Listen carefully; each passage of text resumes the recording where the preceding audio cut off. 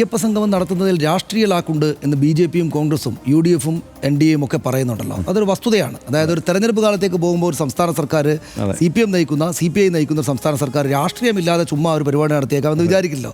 എന്നാൽ രാഷ്ട്രീയ ലാക്കുണ്ട്. പക്ഷേ ആ രാഷ്ട്രീയ ലാക്കിൽ ഇവർ വിജയിച്ചു കഴിഞ്ഞു ഇതിനകം തന്നെ എന്നതാണ് നമ്മൾ കാണുന്ന കാഴ്ച. CPM ഇടതുപക്ഷ സർക്കാർ അവരുടെ വിജയം രാഷ്ട്രീയമായിട്ട് നേടിക്കഴിഞ്ഞു. അതാണ് നമ്മൾ BJP-യുടെയും കോൺഗ്രസിൻ്റെയും UDF-ൻ്റെയും പ്രതികരണങ്ങളിലെ ആകുലത കൊണ്ട് കാണുന്നത്. അതിൽ തന്നെ പക്ഷേ ഞാൻ വിചാരിക്കുന്ന കോൺഗ്രസിനല്ല, യഥാർത്ഥത്തിൽ BJP-ക്ക് ആണ് ഇത് വലിയ ക്ഷീണമായിരിക്കുന്നത് എന്ന കാര്യത്തിൽ യാതൊരു സംശയമില്ല.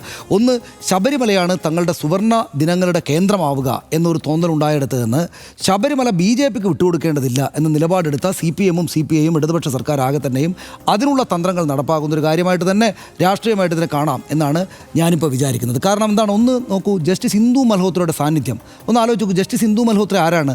ഈ പ്രമാദമായിട്ടുള്ള സുപ്രീം കോടതി വിധിയിലെ ന്യൂനപക്ഷ വിധി എഴുതിയ ആളാണ്. അതായത് എല്ലാവരും CPM-ൻ്റെ നിലപാട് സ്ത്രീകൾക്ക് പ്രവേശനമാകാം എന്നതായിരുന്നു.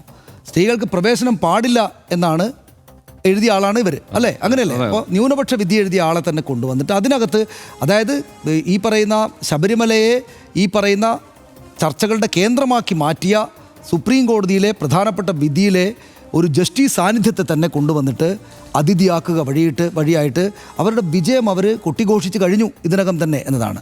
പക്ഷേ നമ്മളത് മാറ്റി നിർത്തുക. കാരണം അത് ഒരു രാഷ്ട്രീയ പരിപാടി ആരെങ്കിലും നടത്താം, ആർക്കൊക്കെങ്കിലും വിജയം ഉണ്ടാകും, ആർക്കെങ്കിലും പരാജയം ഉണ്ടാകും. ഞാൻ വിചാരിക്കുന്നത് BJP-ക്ക് വലിയ ക്ഷീണം ഉണ്ടായിട്ടുണ്ട്. പക്ഷേ UDF-ന് ഇത് നടന്നു കഴിഞ്ഞാലും അവർക്ക് ഇതേക്കുറിച്ച് എന്തെങ്കിലും കൂടുതലായിട്ട് പ്രശ്നം ഉണ്ടാകേണ്ടത്.